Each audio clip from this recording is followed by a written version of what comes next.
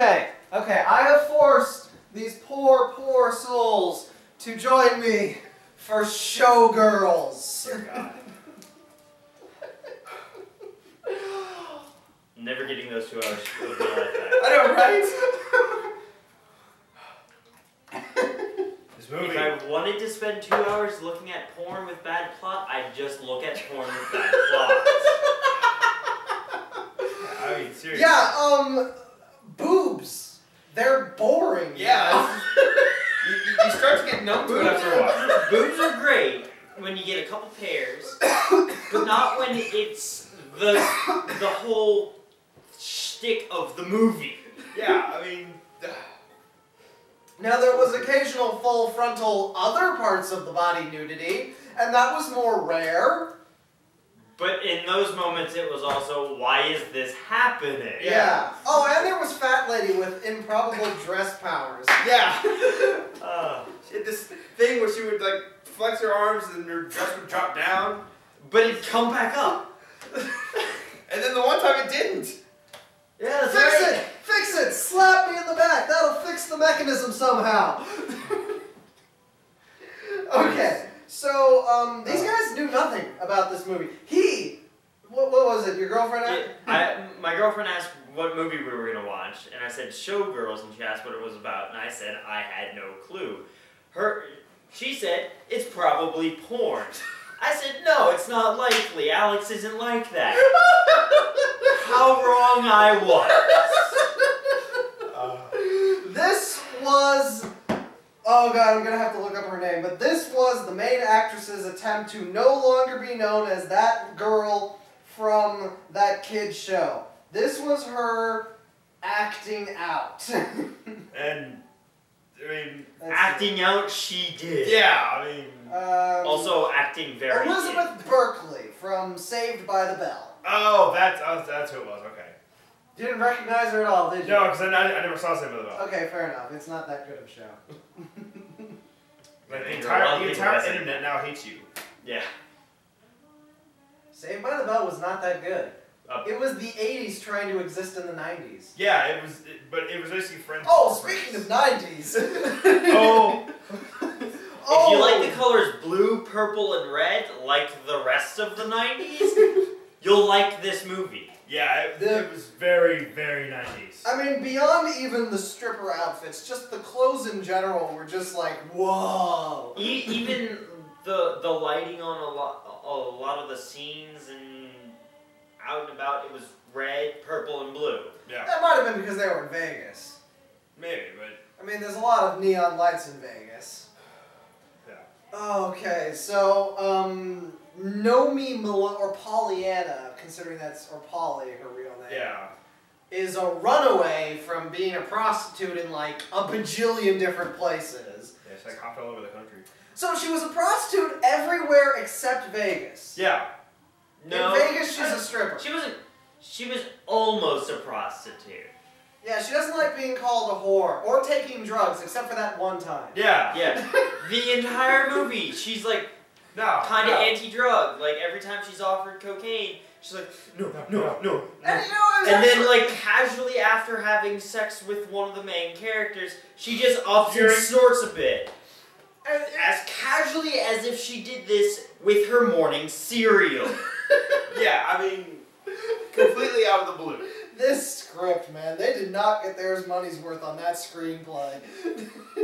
Maybe it got butchered at some point for it to cost that much and end up this shit, because it makes no sense. Either that or it was a case of the writer just, throwing them something and skipping town, take the money and run. It just...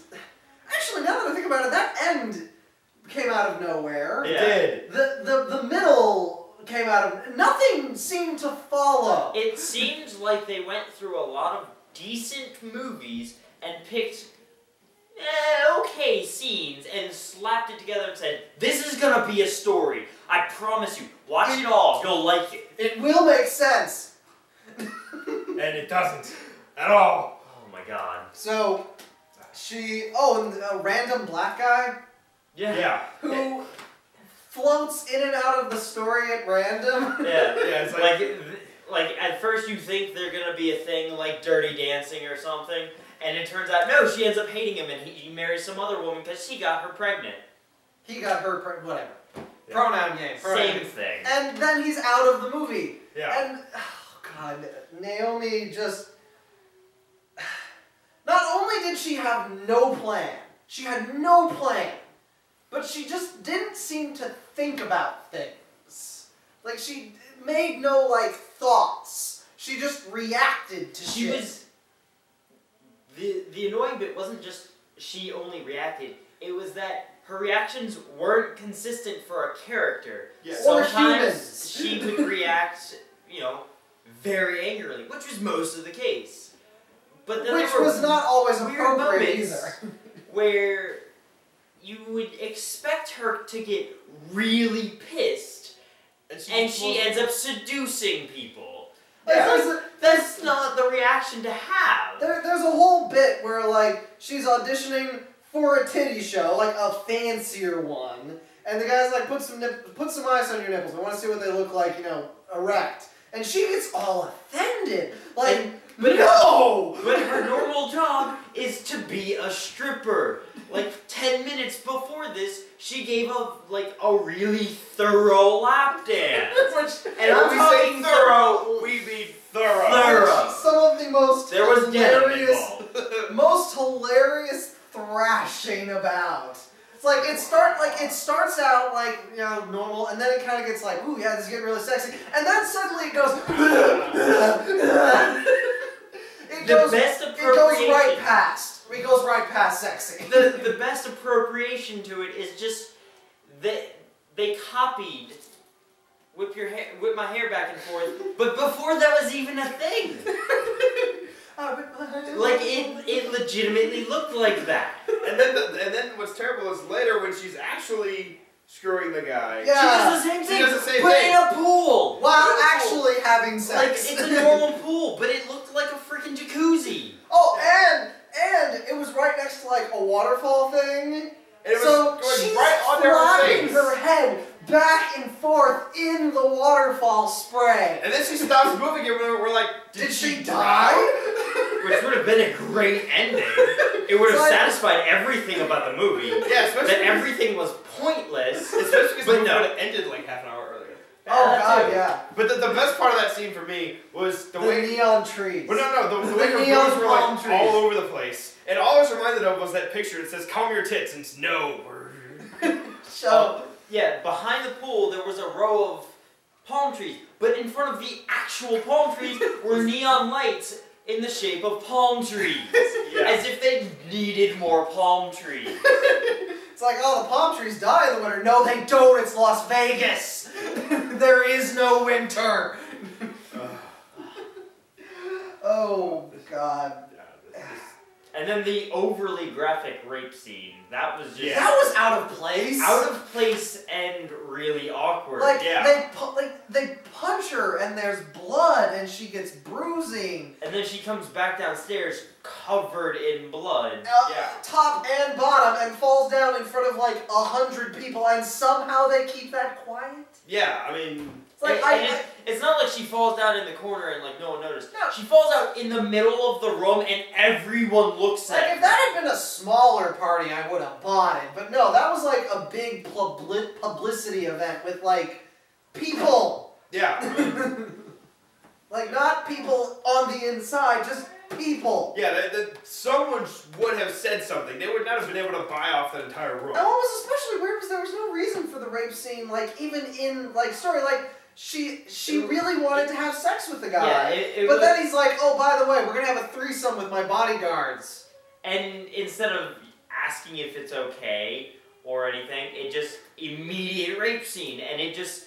It was it felt very shoehorned in. Like if it felt like it was from another script. Yeah. If the movie had some reason for incorporating it and making it, you know, less maybe graphic. if it hadn't happened in the last 15 minutes of the movie. Yeah. Like you know, you see some movies that have these really graphic scenes and whatnot. Like Django had the one scene where the guy bashes the guy's head in with a hammer. Or History of Violence. You know, stuff like that. and it makes sense to the plot. This movie had no plot for it to make sense in It's or like, make okay, you feel. stuff happened, but it never felt like it was going anywhere. And of course, it had to be the one character that really was nice. Yeah, and was nice like and a human had. being. Yeah, it had like a steady character arc. For the most part, she acted like a human being. Taking her friend with her to work that was weird. Well, what was but that weird, was way in the beginning. What was weird was she convinced her to do this before Nomi was supposed to go to work in 3 hours, and then it's like the next day before she even like leaves, and then she gets arrested. And then bailed out of jail. Oh, she like goes to the club the black guy is a bouncer at. They dance. She knees him in the crotch because he said something vaguely mean to her. Yeah. No, it wasn't even. It wasn't mean. He said she had a lot of dancing talent and he could teach her how to get better. And she knees him in the balls, and it starts a big fight. She gets and the other arrested. bouncers, drag her off, and she gets arrested. And then, he bails her out after losing his job. Jinx. And she's still a prickly bitch to him in Yeah, that she scene. blows him off. Like, he lost his job and bailed you out for you. Not only is she still a prickly bitch to him, she's a prickly bitch to him for the next half of the movie until he does similar by blowing off his boss and quitting his job in front of him. And then they go and have like because apparently it's so easy to get new jobs in Vegas. And then they go back to his house where they start dancing and it starts turning into a sex scene. But then she's apparently on her period. And that's the end of that. And she's like, oh, you don't believe me? And he's like, hell no, you're just saying that to mess with me. She's like, check, and he does, and he's like, what the fuck? So she starts walking away, he's like, I got towels! He had some of the best lines. He asked her, he was being weird. No. Ultimate non sequitur of all time. You probably know this line. Man, everybody got AIDS and shit. Yeah. There's not really any context for that line, even in the lead up to the scene. Yeah, I mean, there is a bit, because... But it's still out of nowhere. Yeah. He's like talking about, man, I see what you do over at that strip club. Man, he everybody got AIDS and shit. He was creeping in on her when she was giving the other guy a very thorough lap dance. So, of course, as someone from the outside, he assumed that they were going at it. Yeah. And he called her out on it, and she was like, no, we didn't. And he's like, I know what you be doing, everybody got AIDS and shit. It was great. Yeah, it was just... The one good moment of the movie. Yeah, it was, it was definitely worth it. You really can tell that the movie was trying to be about things. It was trying to be about drugs. It was trying to be about sexuality. It was trying to be about AIDS and shit. Shattering illusions. It was trying to be about rape, but it didn't follow through on any of it. Well, it was about them. It didn't take the being about it and put it into a direction. Yeah. No, it was just like, oh yeah, this story mentions AIDS. Oh crap, we need this in our movie. But the lead of the show that Nomi ends up auditioning for and getting into is apparently like super bisexual and is really into Nomi, but it's never really directly mentioned until like the last scene of the movie. Yeah. Like, before that, it's just, like, really, really strong sexual tension. Yeah, and then it's, like, strongly you can't tell if it's... You can't tell if it's on purpose, if it's the style of the movie or anything. Or if they just had no idea. Yeah. And then, in the end, it's like, oh, you're have you guys seen Top Gun? Yes. Yeah. It's one of the gayest looking movies I've ever seen. Yes. They had no idea. They had no idea. There's a fan theory for it that Maverick and Goose are actually gay for each other, or they want to be, but they don't know. And Maverick is when he starts having feelings for whatever her face is, she starts dressing like a man because he doesn't have sex with her. And it's very convoluted. It makes a little bit of sense, but at the same time, it's just like, no, they were too dumb to realize how gay they were. No.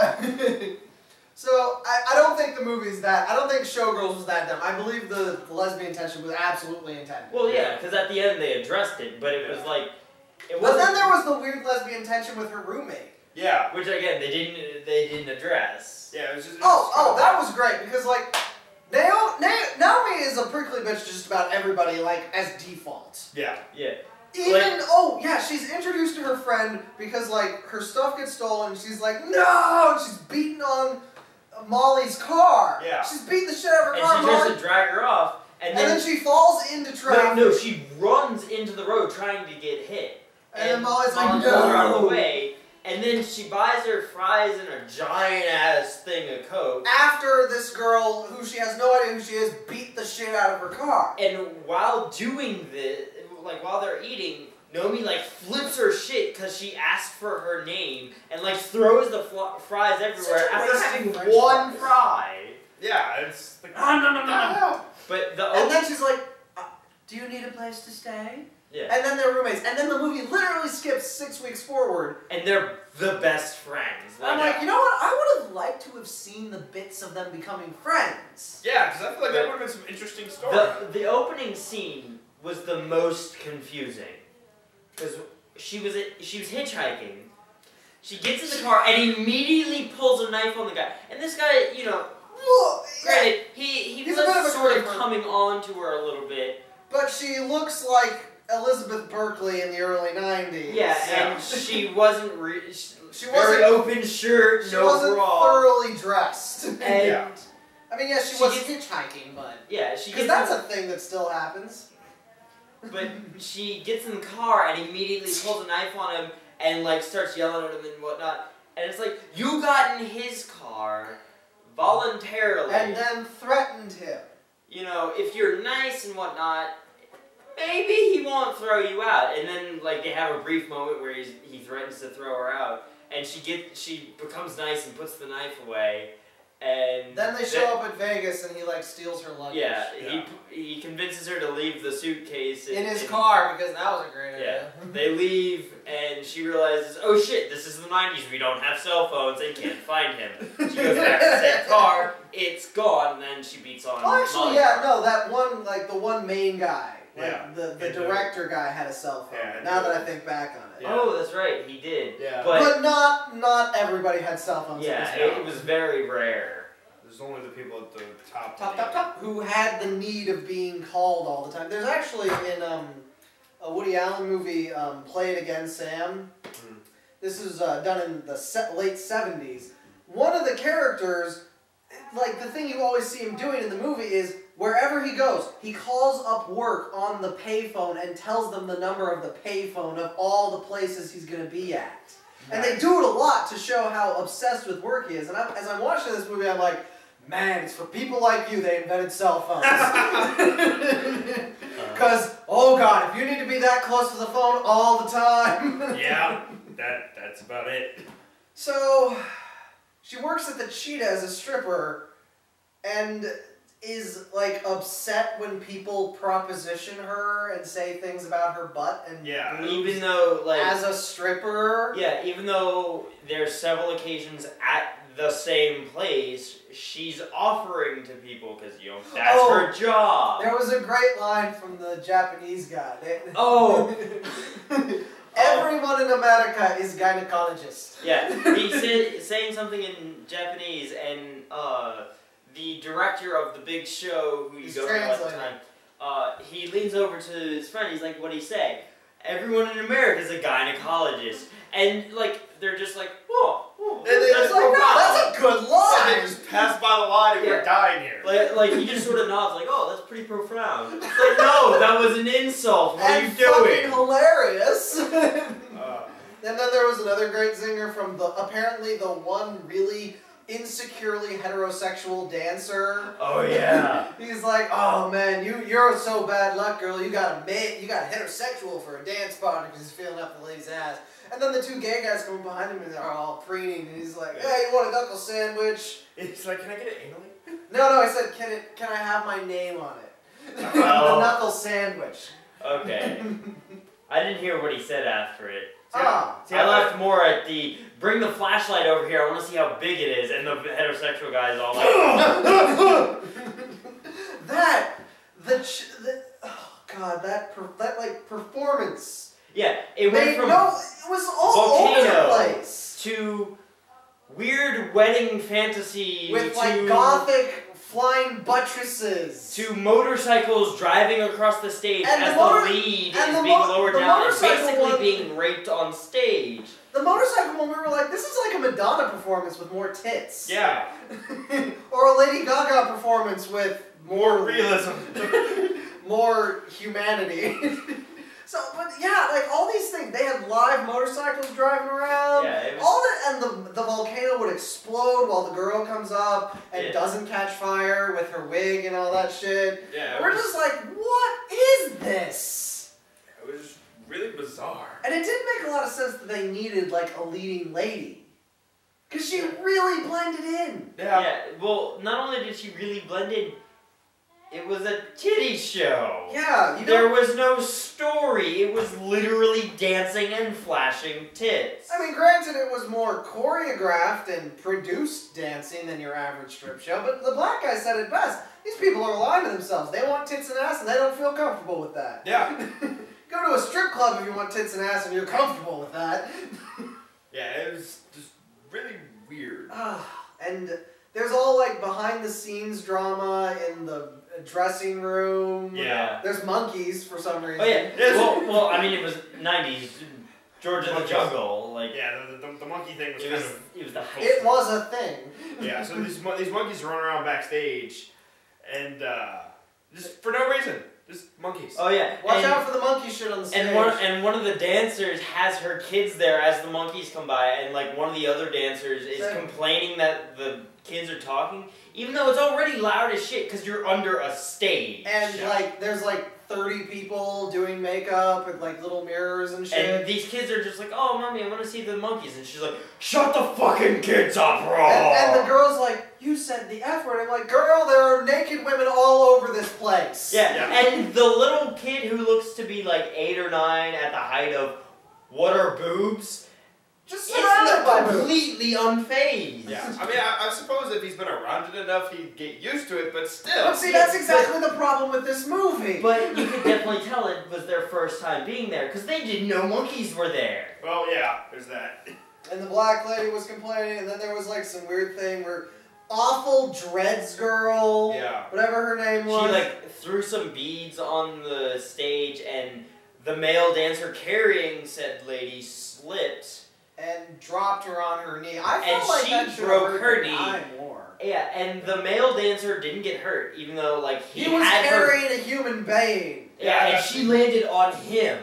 Yeah, and he landed on his back on the bead. Yeah. Yeah, I think the way he landed was a little less damaging than the way she landed, because I think she actually hit her knee itself. But still, she was in a position to catch her fall. He just went down. Yeah, he landed on his back on some of the beads. She landed like on her, on her stomach. I mean, granted, that can mess up your knee, but you can also catch yourself. Yeah, so he should have. But I was expecting more of like his back to be like completely fucked up. Yeah, these weren't like your average Joe beads. These were like the size of marbles. Yeah, these were large like probably the solid first time I've ever seen a movie do like the trip on detritus on the floor thing, and I actually bought it because those stages are slippery. Yeah. It's like normally when you're like, oh no, there's like a great Family Guy thing where it's like the two guys break into the house. It's like Home Alone. Hey, watch out! There's some toy cars on the floor. Wow, these are like really in the way. Why would they do this? Ha! And then like kids at the top of the stairs. Ha! I have fooled you. I don't know why people are so down on Family Guy. They are funny. The problem is that when they're not funny, they're really not funny. Yeah. Well, like the segments where they'll make a joke, and in order to make the joke funny, they'll sit there in silence or repeating the joke, and it goes on for way longer than it needs to every single time. I mean, that is a type of humor, but I just don't feel like it has much place in a show of Family Guy, which is really about the quickness. Yeah, exactly. I don't know. I feel like they're shooting themselves in the foot with those jokes. Yeah. Except for the chicken. Yeah. Anyway, back to the movie. Do we have to? I don't know, are we missing anything? Oh! The permanently open door. As a plot hole, the lead actress's doors is always open. It's always partially open, so we can either see people inside or they can see people outside. Yeah, and it's always specifically so that you can see some major plot point in there, but at the same time, they're having, like, you know, conversations that shouldn't be heard by everyone, and they would naturally close the fucking door.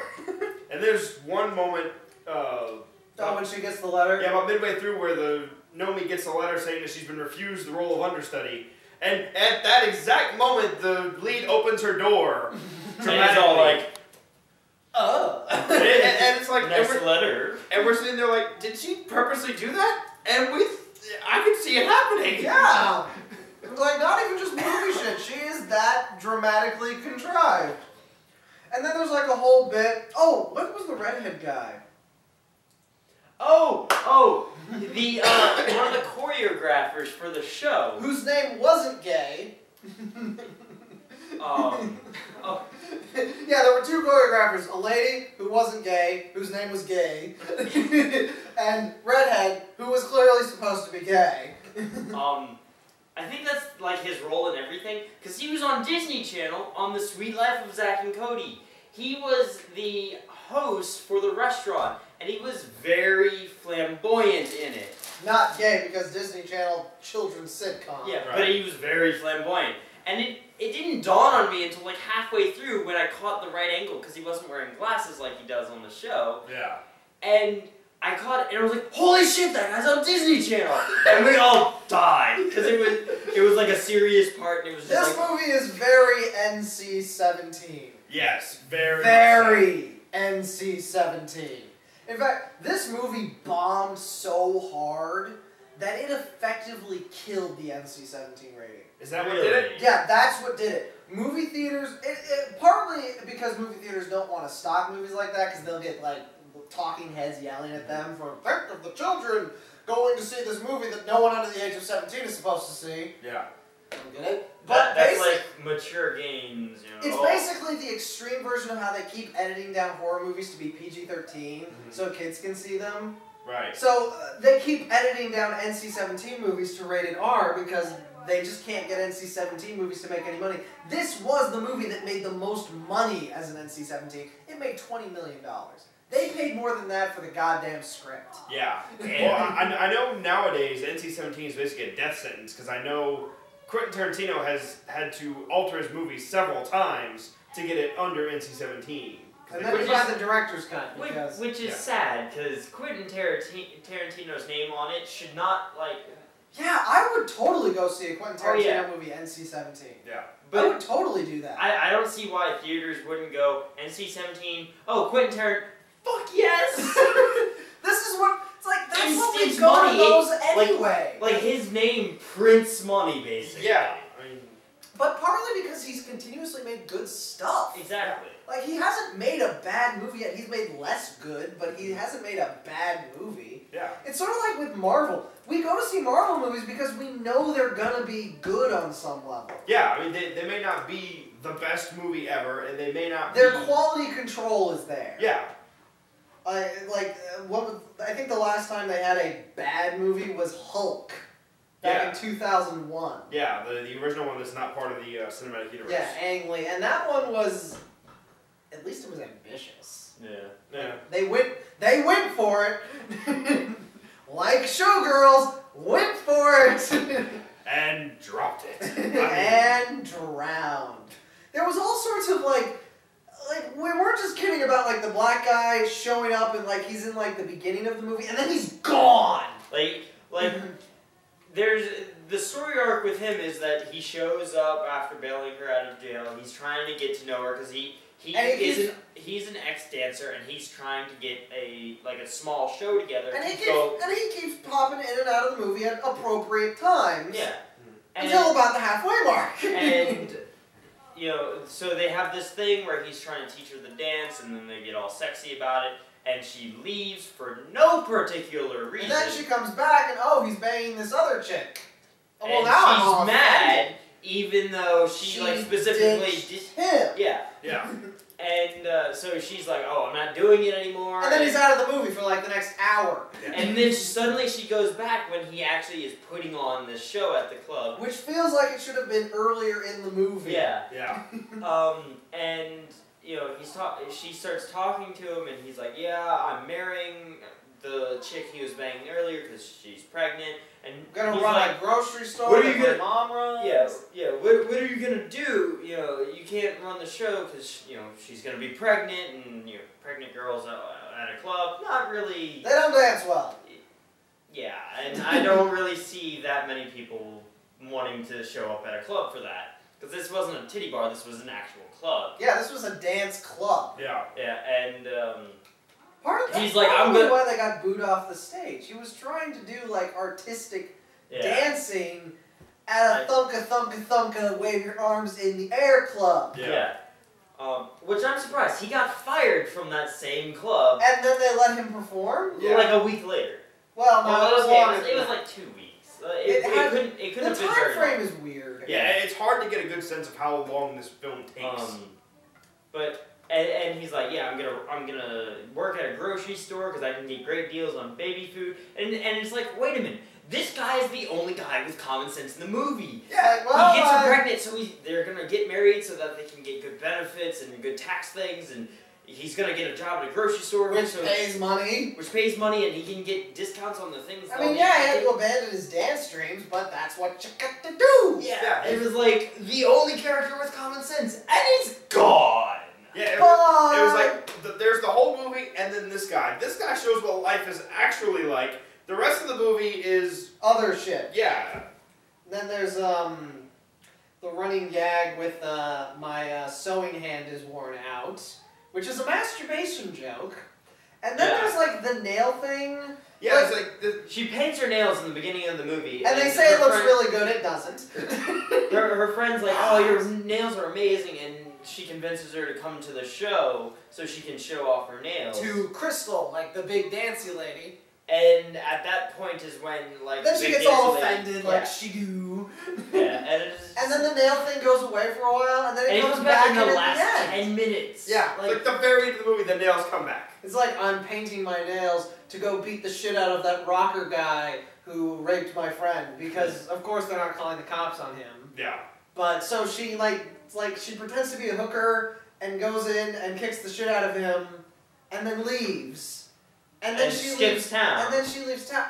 With the same guy from the beginning of the movie, who she has had no contact with since the start of the movie, and somehow magically finds his truck, and instead of heading back to Kansas where he came from, he's going to Los Angeles! They go to Los Angeles, and this guy legitimately said in the beginning of the movie, I'm visiting Vegas to gamble, I'm going back to Kansas.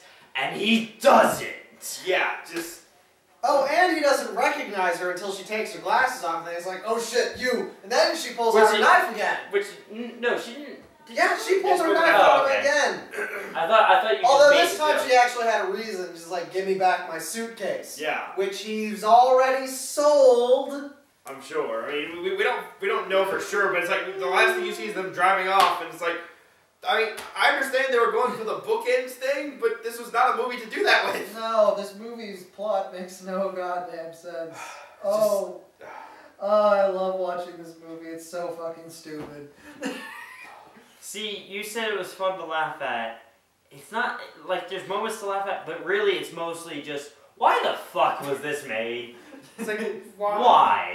Why you do this? Like, you paid way too much money for the, like, they had to have finished the movie and before, like, it was released, they had to have sat down and watched it like, shit. We did really badly. Well, people will like it. America's dumb. We'll make money. And then it gets put out and it doesn't even make enough to cover what they paid the script for. I think it might have been one of those scenarios, like, they made the movie Battleship. And you could tell that they made it to be very similar to, like, the Transformers aesthetic. So I can imagine a bunch of executives sitting down, watching Battleship, being like, this is fucking stupid. This'll sell. And then they're wrong. And then they're like, what is happening? I don't understand. I think the same thing happened with this movie. It's like, this is stupid. It'll sell. And it didn't. Nope. Well, see, I think they assumed the tits would carry it, and they just didn't. Yeah, because, like we said, about 15 minutes into the movie, you're tired of the tits. It's like, you know what? watch horror movies, like slasher movies, for a good idea of how to make tits carry you through the movie. Yeah. They don't use them that often. No. But this It's like you get like tit shots maybe 5 times in the whole movie, and it feels special. Well, the funniest part is the lead of the show talks about how she got a boob job. But the entire show, you can tell they're obviously natural and not that big. Hell, someone got kicked out of the show for having too big a boob. Yeah, and which even from a dance perspective makes sense. Yeah. Kind of. But she like specifically says she has big ones because she got a boob job. And it's No. like, no. We've No. seen. No. Just. I think this movie is just a gem of shit. Yeah, It's like when you take carbon and compress it and you make those like scientifically made diamonds. That's exactly how I think of this movie. This is someone threw shit in a compactor and it comes out as a diamond. Made of shit. I wouldn't say a diamond, A diamond of shit. It's the kind of diamond that you watch once, go, what the fuck, and you don't watch for another 20 years, but you can show your kids who are old enough for it, and go, this is what you don't watch. Yeah, I mean... Oh, God. Don't watch this by yourself. I mean, of all the bad, good movies I've seen, this is one of the most supremely watchable by yourself. Because you can totally do the what the fuck is going on thing by yourself with this movie. Yeah, but with friends, you get the humor of everyone's got different reactions, and sometimes we'll make jokes based on said reactions. Yeah. Like, if you've ever tried to watch The Room by yourself, oh my god, it's a slog. Like, you can't get through it. But, you know, watch it with friends and suddenly you're laughing. Same thing with, Plan 9 from Outer Space. Plan 9 from Outer Space by yourself is kind of silly because of how bad the effects are. But when it's not like doing the bad effects, you're just like, wow, this is bad even for 1950s acting. Well, I know Sharknado was a good experience with people.